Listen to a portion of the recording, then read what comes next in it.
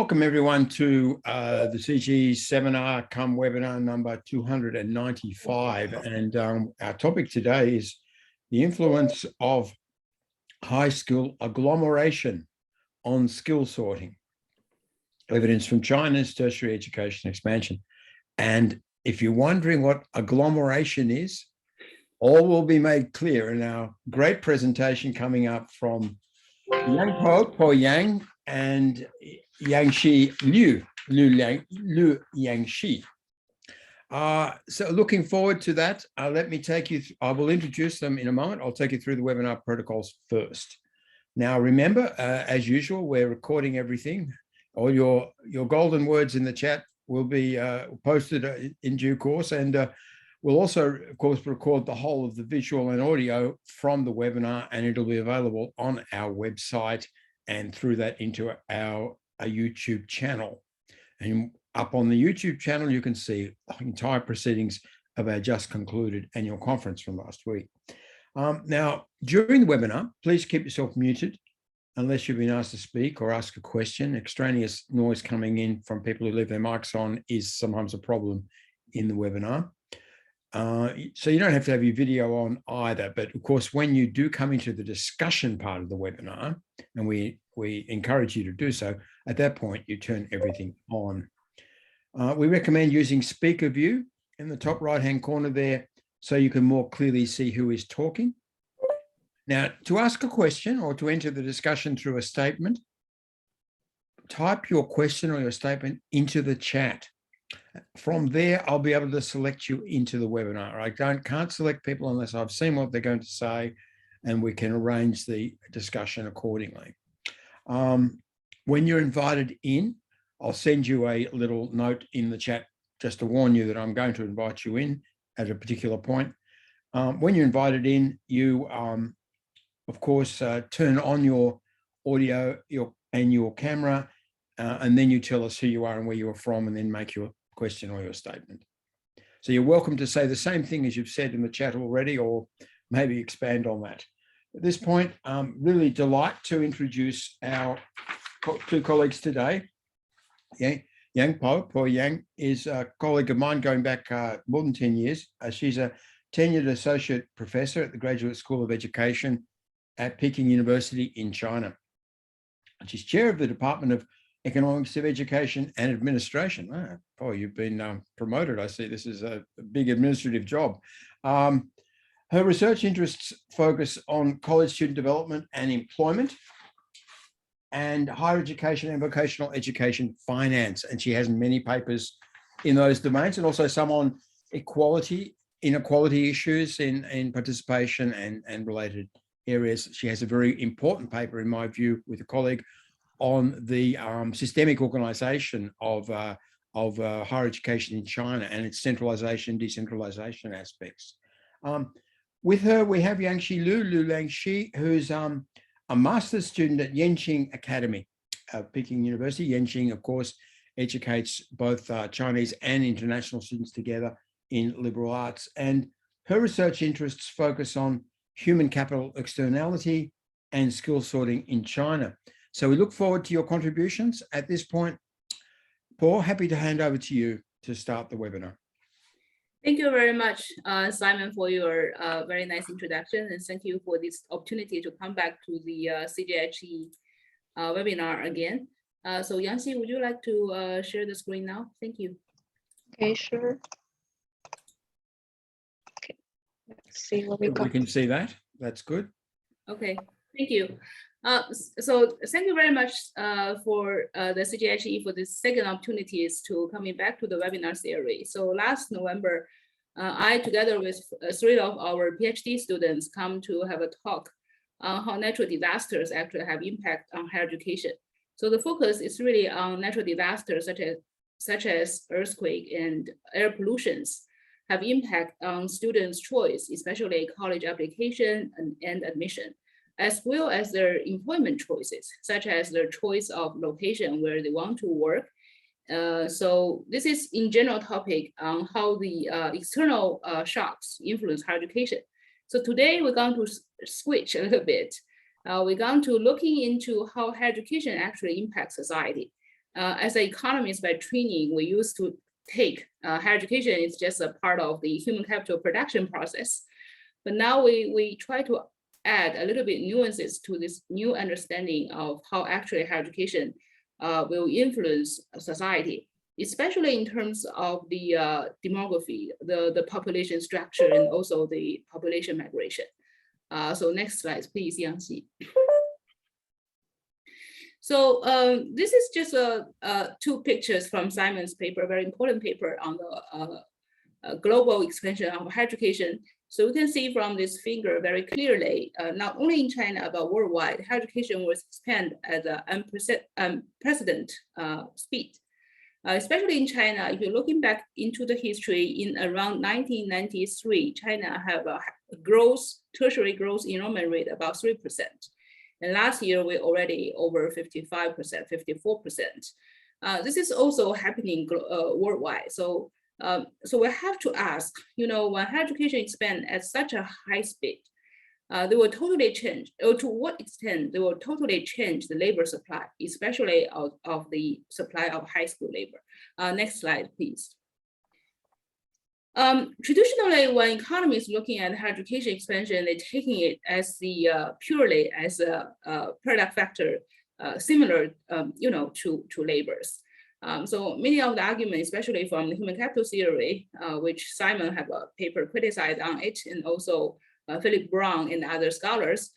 So human capital theory really think higher education was just adding labors with high skills. So eventually all this human capital production actually translated into better employment and also college wage premium. So there are a couple of recent papers, especially talking about how the higher education expansion actually influenced the college wage premium in UK, in the US, and also in China. So the second line of literature really looking at higher education, how they actually influence the economic growth and the research innovation. Here I give a couple of examples to looking in the case of China and also the United States. In the Hendershek and Wasserman's book is very widely cited about knowledge capital of the nations. So the basic argument is higher education or education in general was contribute, especially the quality of the education, contribute to economic growth. Higher education in particular has been discussed in this literature on global science.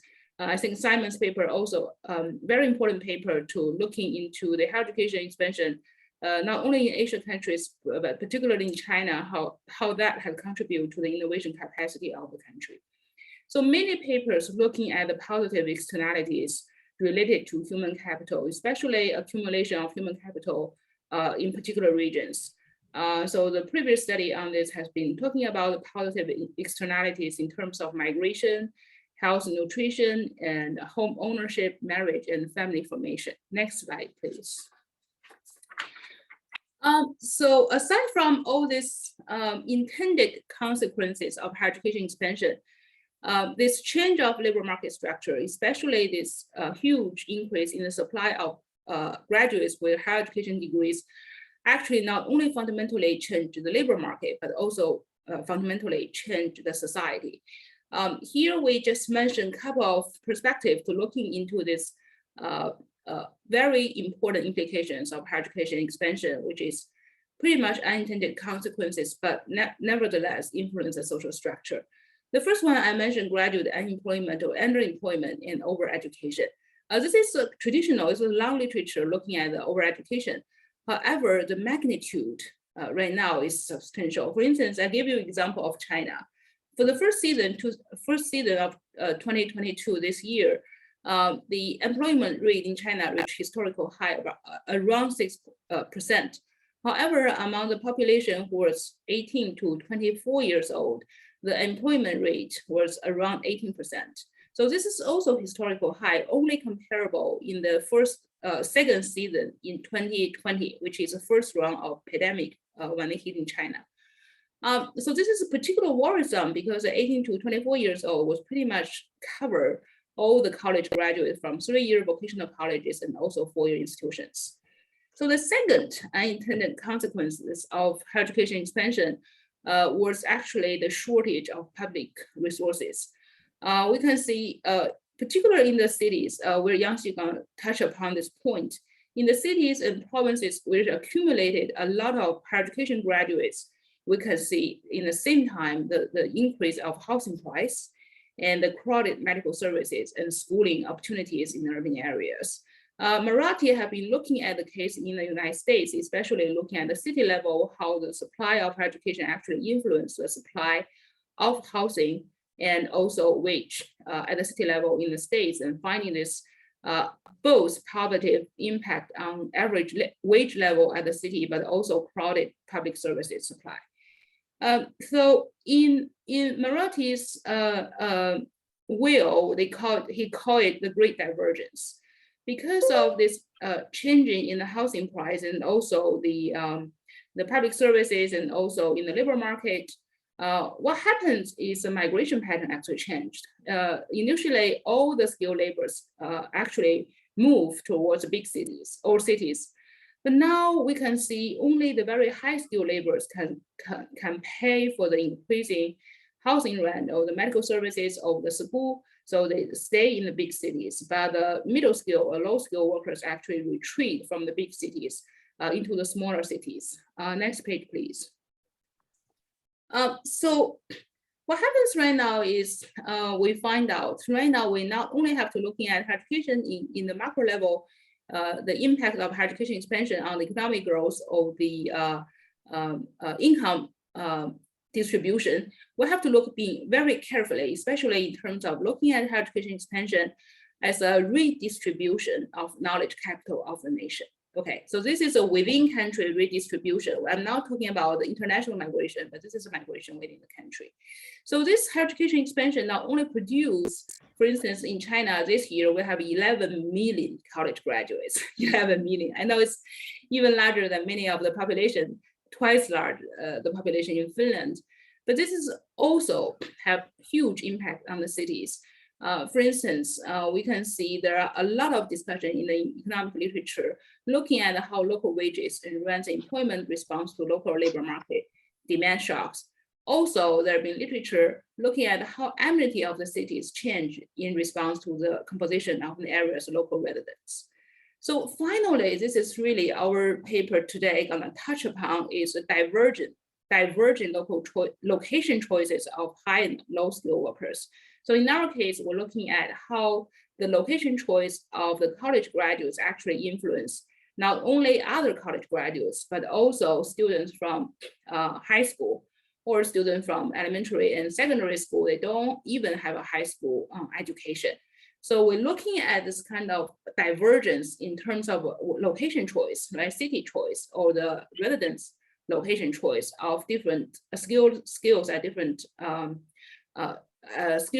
educational levels, and try to understand whether or not higher education actually, in fact, or higher education expansion have actually, in fact, this kind of skill sorting among Chinese population. Okay, so I hand out the presentation to Yangxi. Yangxi, please. Okay, thank you, and greeting from Guangzhou, China. It's 9 p.m. here, so maybe good afternoon or maybe good evening, wherever you are.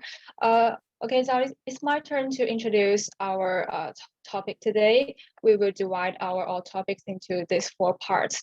And first, we are going to have a briefly background introduction. China started the higher education expansion since 1999. We could look at the chart here from the upwards. In 1999, we had roughly 85 million graduates. And to 2020, we have 874 million a year. And in 2022, I think it's probably more than 1,000 million people. So the expansion of higher education had resulted in excess supply of human capital in whole China. And it led to many kinds of problems. Some are good and some are really problems. Because after the expansion of higher education, we also have a regional agglomeration heterogeneity. This is really hard to pronounce. This means the graduates, they come to different cities, but most of them graduate in big cities and they stay in big cities for works and they become a residents in big cities. So besides where they locate, and now we come to human capital externality. Human capital externality, that is about if when you come to a city and the city have many human capital and they have different agglomeration and have different externality. And different externality have two direct and indirect influence to either human capital and urban living conditions. First, for higher skills, it will have knowledge spillover. And for mid-low skills, it will have complementary. And for shape the urban conditions, the agglomeration will give us more higher wages, better facilities, stronger happiness in cities, and thus it results in external inflows. And these kinds of external inflows have area heterogeneity too, because the externality is different. And now let's see the migration population data in China. Here are some very important data. First is 1982. Before the reform and opening up, population mobility between urban and rural areas was severely restricted by the household registration system. And our higher education expansion started in 1999. It's lies in here. And after 2000, in 2001, China joined the WTO, and the eastern coastal cities have experienced rapid economic growth. And large cities have both industrial dividends and educational dividends, attracting everyone to study and find jobs in big cities. So we can see the migration population in China grew very rapidly since 2000. And however, we can see there is a decline after 2015. So this comes to our topic, why this happens after the rapid growth of nearly from 1982, 30 years. So in this topic, we define this phenomenon as negative externalities of human capital agglomeration. And it comes to our research questions. We want to know how the high-scale human capital agglomerations caused by this higher education reform limits the further urban population inflow. And second, we want to find out in different regions and between different human capital, like high skills, middle skill, and low skills. Does this kind of influence difference between peoples and districts? And the third one is, what are the mechanisms behind behind this kind of influence? And next we come to the literature review. Our topic, it first lies in migration theories in the 20th century. At the micro level, we have push-pull models, benefit cost theories, and macro level, we have two-sector model, Todaro model. And until 1988, Lucas came out the human capital externality series. That is different, because before we only cares about if we get more and we tend to do the migration. However, Lucas said that human capital externalities, that is, if these cities have more human capital and have higher education level, and because of this average higher education level in cities, and it will have externalities that will possibly get more migration into the city. And to the right side, first, we can easily understand that if we rise our education level, the population will tend to mobility, because if you have a higher degree, you can get better job in big cities. So you tend to move to big cities to get better jobs. And down here it is the same as the former page. That is how the agglomeration will attract external inflows by both direct and indirect two sections. And next, we'll come to in the former section, we only talk about mostly about the positive externalities, but the positive externality is about how to attract inflows from outside the cities. It doesn't talk about why after 2015 in China, although we have more and more better education population, they stuck in big cities. However, we have less mobility in big cities. So we have 4 points here. Here is the first one. The rapid growth of living costs in big cities restrict the further inflows. Here is a model in the right side, this chart. We can see when a city got bigger, we have better job, but also because the city is bigger, the living cost is also rising. It has like higher rents, higher housing price, and higher facility price. Like you want to go to hospital and you need to pay more in Beijing. But if you are in a lower city in China or in other countries, and you don't need to pay that much to go to hospital. So we can see the high skilled laborers, because they can get more from their jobs, so they can afford those costs of living. However, if you only have a high school degree or primary school degree, even though you are in big cities, your wage is still lower than the cost of living. So you cannot afford the rent or the housing price. So you cannot live in this city very long, so you have to move out. And this is why the mobility goes down in big cities. And beside the living cost, the decrease in public resource per capita also restrict the further inflows. Well, let's imagine you're in Guangzhou. Guangzhou have better hospitals than the next villages. However, maybe one day one doctor have like 1,000 patients, but in another smaller cities, they also have one doctor, but it also have like maybe 15 patients waiting for the doctor. So in big cities, although you have more doctors, but you have more population too, and the population is too much for doctors, so you cannot get access to the public resources. So so this will maybe restrict you come to the big cities. And the next is the rising household registration threshold, because big city is becoming too big for the government to afford all the like public facilities and others. So the governments tend to carry out more harder household registration threshold to restrict further inflows to big cities. And the last one is the imbalanced labor market supply and demand. Like also, I would take Guangzhou as an example. We have more universities than other villages. So we have more college graduates each year. They have very high degree and they tend to stay in Guangzhou because of like better jobs.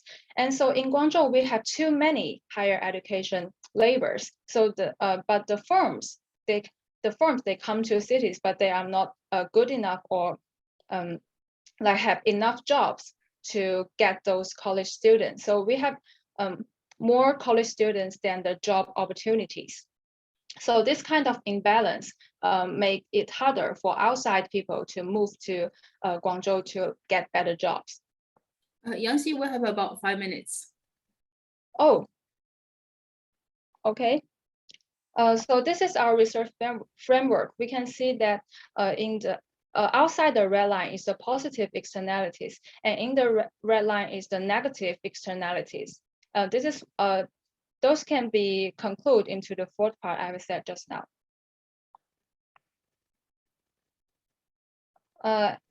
Yangxi, Sorry, if I could interrupt. I still left 5 minutes for all my presentation. If I could interrupt for a moment, I'm very sorry. I think you can take a little bit longer. Okay. You're right about the 5 minutes to the point of halfway through the webinar, but this is such a good presentation, Paul. I think that we should probably hear it out, and and you need the full line of reasoning to be able to take it in.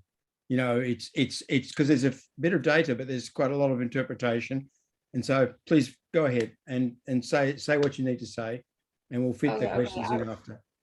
Sorry, I will try. It's okay. It's okay. So I'll go and talk about the data source. For the dependent variables, the data comes from the 1% population sample survey data in 2015 carried out by China. And for independent variable, I will introduce it in the next page. It comes from the 6th national census in 2010. And for control variables, they basically come from the China Urban Statistic Yearbook and other statistical yearbook. And we can see on the left, this is the wage in cities. We can see from this pages, we can get the average salaries for the workers in one city. Because this our research is based on city level, so we can get this as a control variable because the average wage will affect if you choose to come to the city. And for graduate retention rate, we get those from the report on the employment quality of college graduates by provincial education departments. We can see this is written in Chinese. I will translate it. This is the example from Beijing. It's a data from 2015. This is the college graduates. 93.2% of those graduates, they tend to the students in Beijing, they tend to stay in Beijing to get jobs. And for students outside Beijing, only 48.3% of them tend to stay in Beijing to work after graduation. So in total, that is 63.3% college graduates, they choose to stay in Beijing for job opportunities, and others, they just left Beijing to other cities.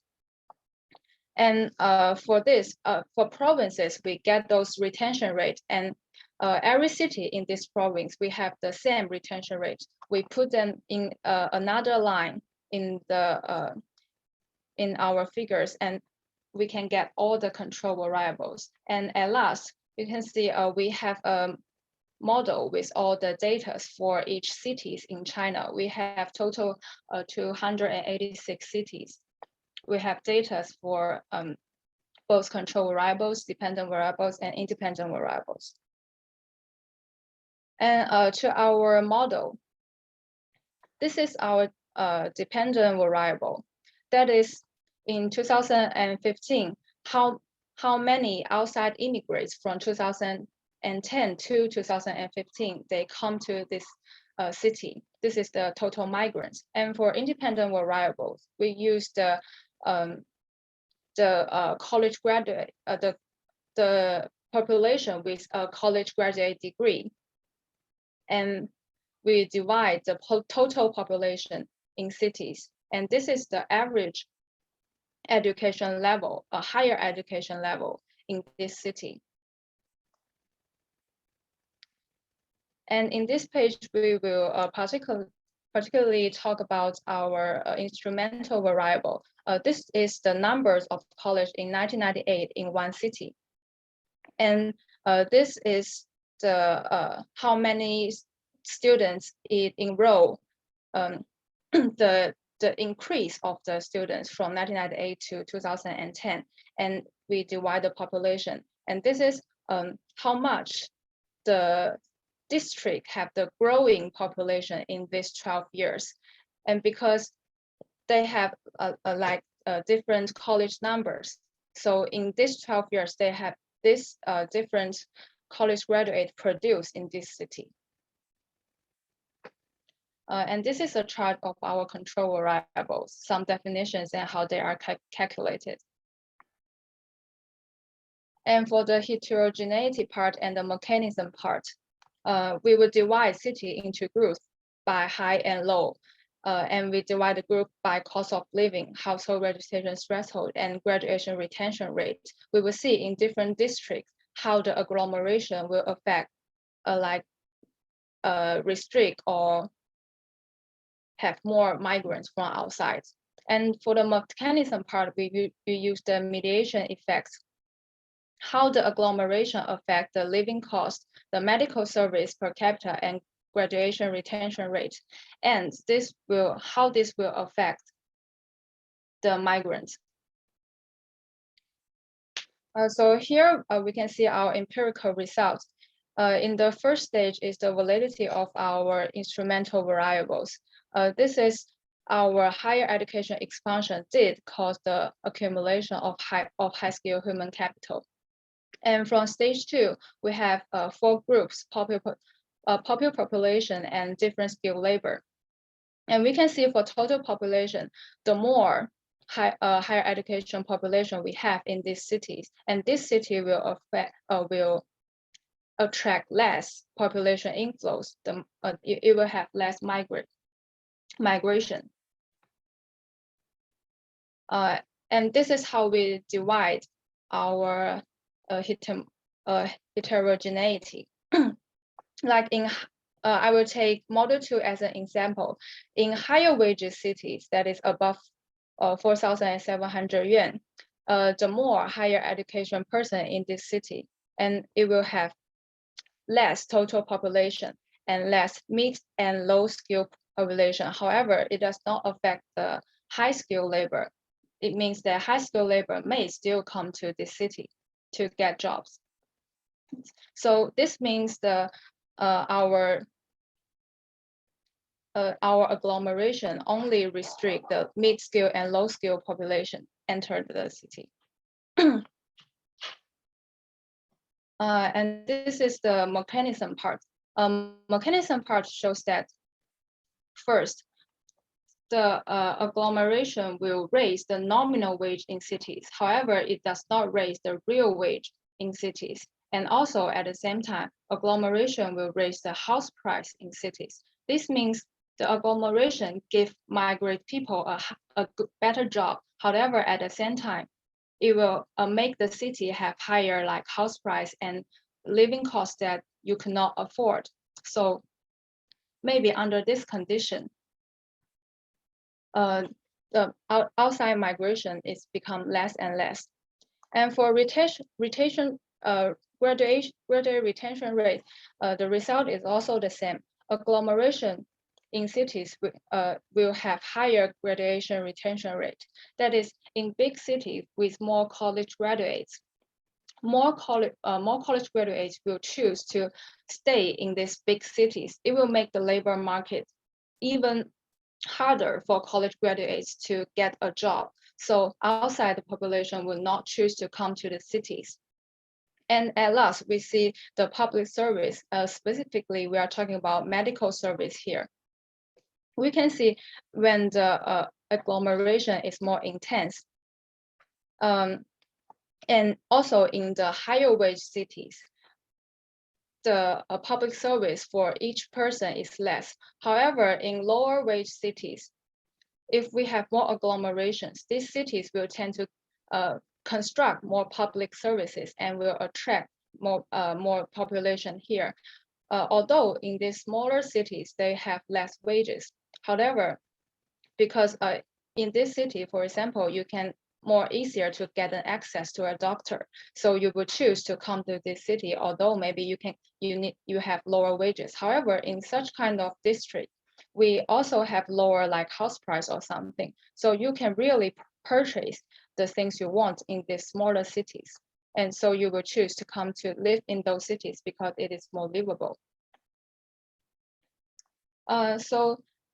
Here are some political implications for our research. First is we have to reduce our migration cost to maybe to control the house price and the rent so that other outside migration can come to the cities and they can afford the living cost in those cities. And the second is we should improve production factors. That is, the big cities, they have to get more policies to get more and more companies here to provide more workforce for the laborers to get job here. And the last is, especially in big cities, we need to have more public resources to make those resources more affordable and accessible for a person so that the cities can become more livable and can attract more migration. And also our research has some limitations, like our research mostly based on city levels, but not micro levels. So maybe if we can have more data and we can do some micro levels, like if whether you come here is for higher wages or you choose not to come here is because the living cost you cannot afford. And also our research did not include the data from the 2027 census data. And this is what we can add to our model next. And at last is our research methods. First is our cost of living. We mostly use the house price to regard the cost of living. So maybe we can use like CPI or other kind of method to discuss about the cost of living.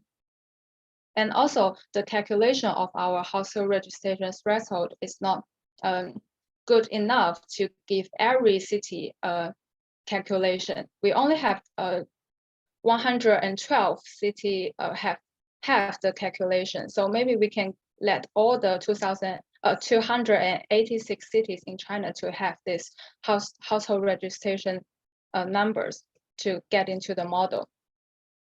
And also our instrumental variables have some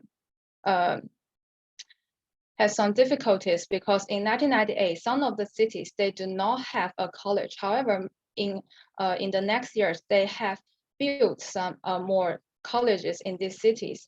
So we can not only consider the college numbers in 1998, we should consider the college number in the following years so that we can calculate the college graduates better for these cities.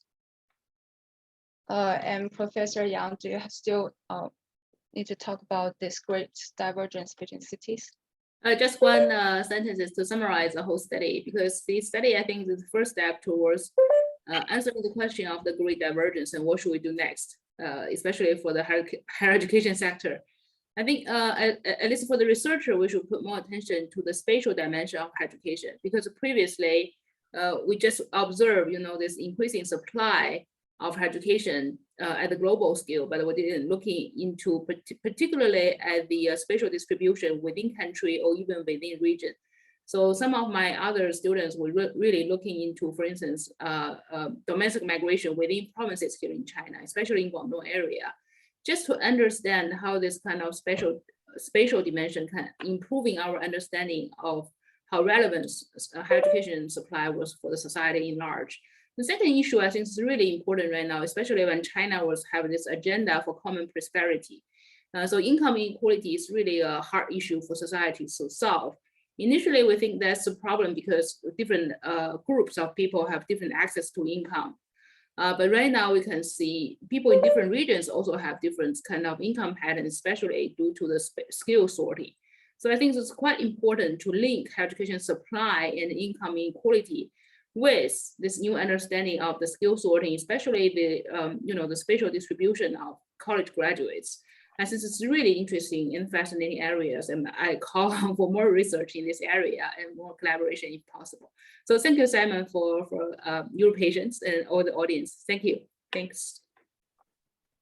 Yeah, what a good study. I mean, the way you've set it out is so clear, and of course it raises lots of questions that which are both inside and outside the study to some extent, but that relate to the larger problem that you're trying to address. And I might start the discussion. We've got Jiali Chin, I think, already in the chat who will want to ask a question. But I've got a couple of things in mind. I mean, I think the overall, effect is quite striking. What the data, what the data are telling you about the trend line. And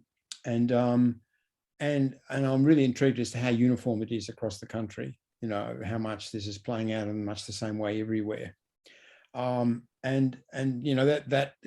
raises interesting questions like, is there a variation, for example, in the extent to which urban areas are catered for intensively by tertiary education, or, are some areas underprovided, are some areas overprovided? Does that play into the problem?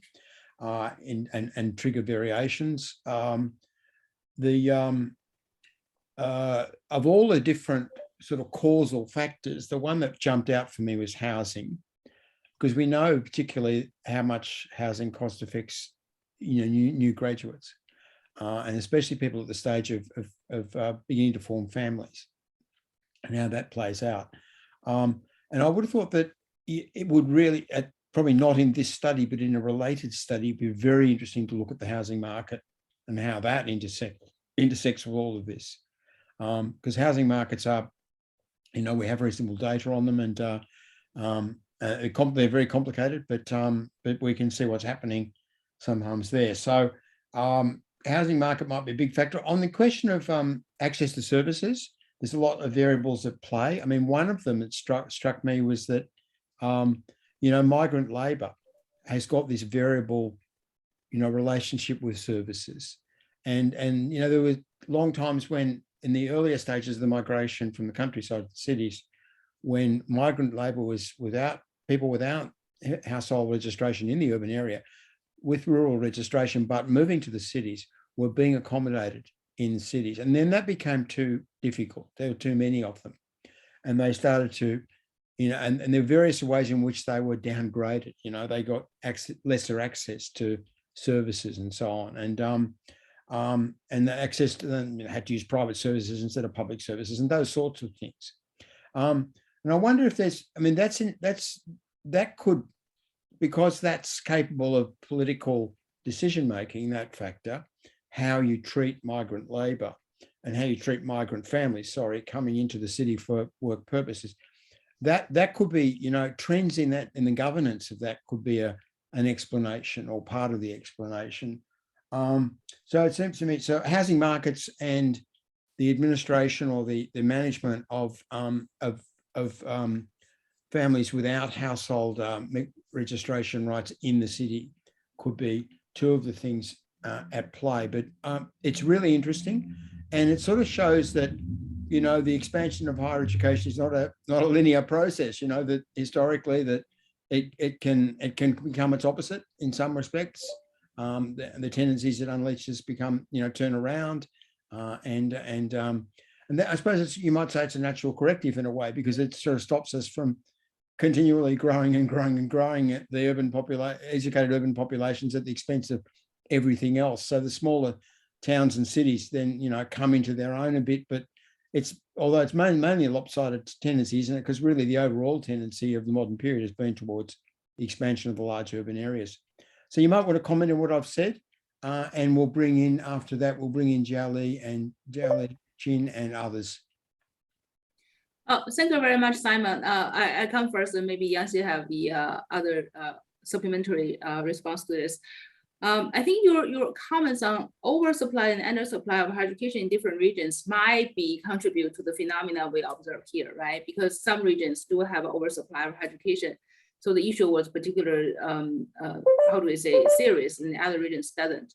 But I think I think behind all this kind of analysis, really our deep concern for income inequality, because if you notice some comparative political study, especially Maurice Bossemeyer, looking at the OECD countries, what he find out is the expansion of higher education actually increases Gini coefficient of income distribution, right? So it's more equal if higher education expand.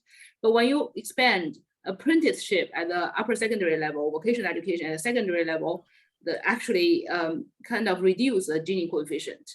So this is really interesting. This actually alluded to our studies trying to understand why expansion of higher education was so important in terms of driving this kind of income inequality. And one of the things we're really looking at today was higher education as a kind of social changers. It's changed the demographic or the mobility patterns. I think is quite important. Your points on housing market is particularly interesting because in China, some of the economies have been looking at the Tsinghua University college student survey data and using that data and find out college graduate the increase of college graduate actually contribute to the increased housing market. I think particularly the literature we cite for our model construction today by the economists called Chen Bingkai, they were the first cohort of economists looking at this housing market, how Chinese higher education expansion not only increasing the average housing market price in the city level, but also influence the total amount of money households actually have to pay for their housing, especially for college graduates. There are also some recent evidence coming from the CFHS, which is by Southern West University of Economic and Finance. So they have this longitudinal survey of household wealth. So what they find out, also very interesting, for the first generation college graduates, they pay even more for buying their first apartment as a college graduate because they tended to moving from the rural area to the urban area, and they pay a lot more in terms of housing. The final question about the migrant labor, I think I share your concerns, especially I think in recent years, all the Chinese cities face the trade-off between should we attracting more college graduates or should we attract more migrant workers? I think for the mayors, it's a either question. Of course, they want to attract more high skilled workers, but that's exactly what we find today as a price of reduction in the migrant workers, because the middle skilled workers was highly needed, especially in particular case in Shanghai. You know, the Shanghai lockdown last month because of pandemic, and many of the middle and low skilled workers have to leave Shanghai because, you know, but anyway, so that's actually leading to the labor shortage and actually increasing the supply of many services and products. So I think the migrant workers highly affected by higher education expansion, but we haven't paid enough attention to those phenomena, which is, you know, unintended consequences, we term it. All right, so that's a comments to your very insightful comments for our papers. Thank you very much. That's a very good paper, Paul. Now, can we bring in Jiali Chin?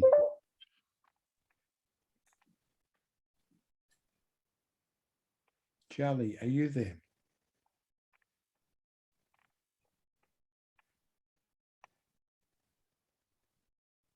Can you come in? I've just had a response from the chat saying, which I think was an okay, so I expect Jiali is there. Can you come in, please? I cannot unmute. We'll keep working on that, Jiali. We'll ask the next question, and you know, give me a message in the chat when you know you're ready. Now, Jason Jung has got a question, but wants me to ask it on her behalf, and I'll do that. She says, "Thank you for the interesting presentation." There you are. More compliments. Can you explain the skill classification in more detail, the high, medium, low skilled in Chinese context, and the match between the skill levels that you're specifying and the educational levels? Okay, thank you very much for the question. In China, actually, we have two kinds of colleges. One is called college. It is more for those students who want to get a professional skills to work in basically factories. This is called college in China. And another, we have universities that is mostly for students like me. We want to do more paper research, and both college and university students, we call them high skill labor. Like if you have a college degree or a university degree, this is defined as a high skill labor. And for medium skill labor, it's for the high school degree. That is like it's like when you are 16 to 18, you are taking in high school, and this is we define it as medium. And for low skill, that is under the high school, like you never go to a school, or you go to a primary school, or you go to a secondary school, like under 15. And you are defined as a low skill labor. And specifically in China, because we have a policy of compulsory education for 9 years. So basically, most of our laborers, they have a secondary school degree. But for the last generation, some of them are still in the workforce. They are still laborers under 60. So maybe they have never go to a school, and they also will be defined as a low skill labor. And thank you very much for this question. I hope it is helpful. Yeah, no, that is helpful. Would you like, you said you would like to use your slides to respond to some of the earlier questions. You want to do that now?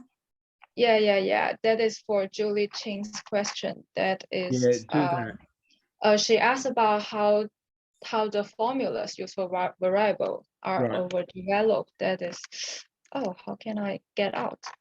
Okay, I will try to get here. I don't know whether you are talking about the dependent variable or the control variables. So I think the dependent and independent variable and the instrumental variable are very clear in these two slides. You can check more about these slides. And for the control variables, the second line here is about how we measure those variables. Mostly, I read about the research in China, basically how the other city level research, how they define these variables. And I compare many research and find out one research that is mostly very similar to my research, and it do many research on the similar topics. So these are the variable measurement methods typically in this slides. I don't know if we can answer this question, or you want some. We're trying to bring Jali into this conversation, but the she's just sent me a message saying that the Zoom is showing participants not allowed to unmute, and we're trying to sort that out. We haven't got our normal brilliant technical support from Trevor Trehan today, so we amateurs are struggling to get to grips with this. So Jali says you've answered the question, so there you are. That's good. But Carly Brownbridge might be able to help. She's actually the host. Yeah. So folks, be patient with us. If you've got more questions, put them in the chat. And we look forward to that. Yangxi Lu says, smiles. This is nice. So let me ask quickly, while we're waiting for sort our sound problem out, Paul, I mean, what's next in this line of inquiry? I mean, where does the research go from here? Thank you very much for these questions. We're also asking for ourselves. One direction I mentioned earlier is actually, you might know some of our colleagues like Professor Minwei Fang and Professor Ha Wei, they're actually looking at higher education impact on the county level economic performance. So this is one direction go to really looking at the economic consequences of higher education expansion, especially respond to your questions, because some regions does have this oversupply of higher education and some doesn't. So what they're trying to do is try to understand, at a very, low level of Chinese regions at the county level, district level, how access to higher education campuses, building up new campuses at the counties, influence the economic performances of the local economy. So this is one direction. But my direction or my interest is really more back to this skill sorting issue, because right now we do have this, we do have this new kind of policies trying to influence the population flow here in China, especially many cities actually have this kind of, we call competition for the talents.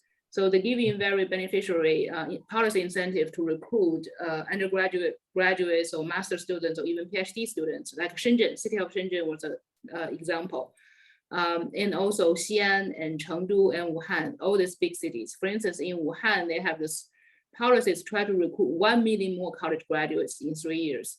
So the question we're asking, when you providing incentive packages for college graduates to relocate to your city, are you ready to provide them with the services, with affordable housing and affordable medical services and the schooling opportunities? So we're trying to understand, this supply of public services and supply of the housing market for accommodate future generation of college graduates. Because we think if you cannot solve the problem, we only end up in the polarization of the income distribution more, right? Because people, only the college graduate who can afford, they go to big cities, and those who cannot afford, they don't have the opportunity to enjoy the, we see the growth of the cities or the positive externality of the cities.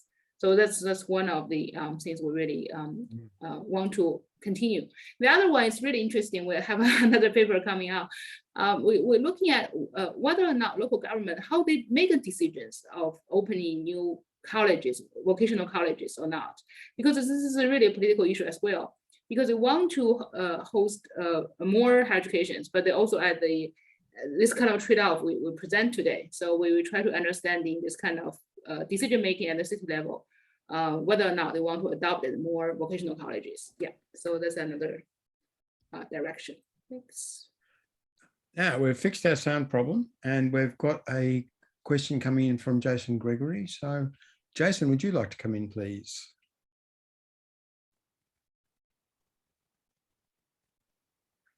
Jason, don't tell us you're having trouble unmuting. If you are having trouble, send us a message in the chat straight away and we'll just deal with your question from the chat. Can't unmute. Okay, so there seems to be a perpetual difficulty. Okay, now Jason's question is this: in terms of skill sorting, did the research cover if the skills of the graduates are relevant to the local economy? So is that a variable you're looking at? Relevance. Okay, thank you. I just answer quickly. So there are two types of research we can do. This is the first type of research we do at a city level.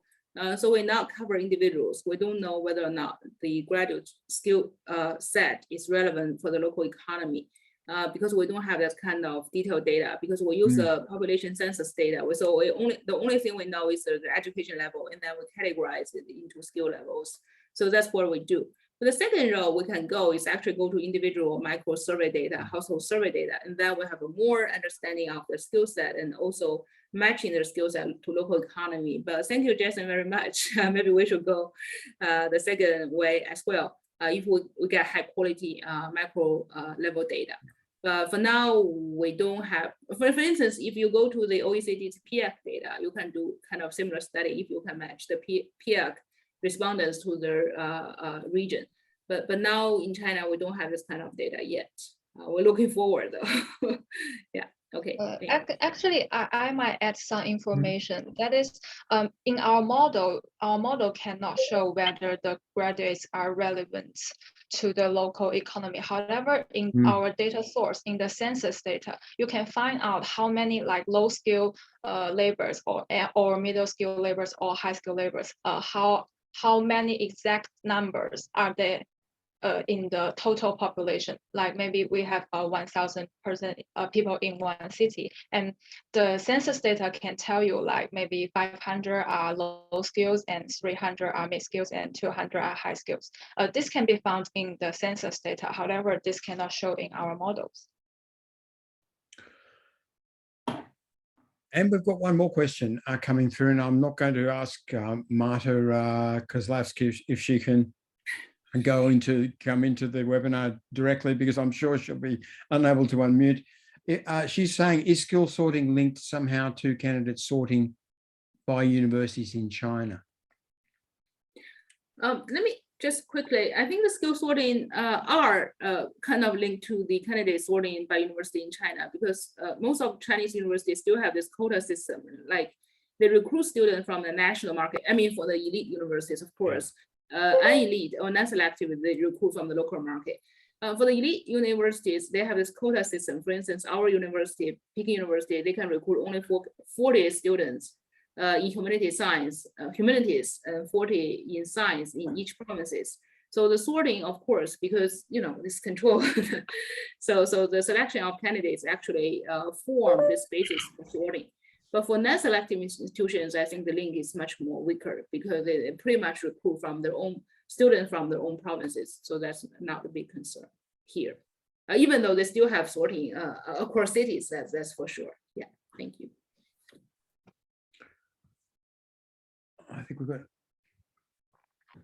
I think we've just about reached the end of our time, actually. Paul, I'm going to ask you if you've got any last comments that either of you would like to make, Paul or Yenching?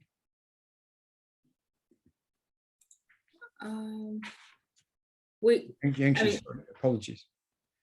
No, it's okay. Thank you for your interest. I'm looking forward to coming back, having more discussion, because I know the higher education expansion, especially the growing college graduate, was a global phenomenon. So we would like to have more discussion later with more colleagues here. Oh, Simon, you mute yourself. I can unmute myself. That's the important thing. I would just make the point that I think that, the study of these developments in China is as important as the study of them in the United States or anywhere else. I mean, major country, really influential worldwide, and tells us something a little bit different to what might be happening in the US or in the other sort of global exemplars in Western Europe. So really valuable to bring you on today, really valuable to have you here. let me say, Yangxi, that I hope you do a doctorate. I think your work is fantastically good, you know, and really clear, really strong intellectually. I mean, you've got a tremendous future as a researcher if you want to pursue it. And, you know, we really value the knowledge that doctoral students create. It's as important, of course, what you do for all of us as you do for yourself in terms of your own career. So keep that in mind. You've got a really important contribution to make if you want to make it. Paul, thanks very much. You're a mainstay of our program. Your contribution is terrific. Our next webinar is going to take us to China again, and we'll have with us again Ruth Hayho, and she's going to talk about and with Han Tian Wu, and they're going to talk about the normal school model in China as this sort of education university model, which has some relationship to an ancestral model in France, where, you center a major university around education as a core discipline, rather than that being a kind of tacked onto the end of a long list of disciplines in a major multidisciplinary university, as in the United States or most of Western Europe. So the normal school model, I mean, some of the strongest institutions in China are normal schools. We'll look forward to the history and contemporary practice of them. That's happening on Thursday. We hope we've straightened out our technical problems by then, and we look forward to seeing you then.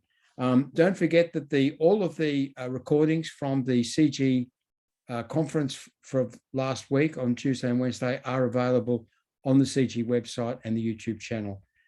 Thanks for everyone for coming. Thanks Yangxi and Paul for presenting, and I must say goodbye for now.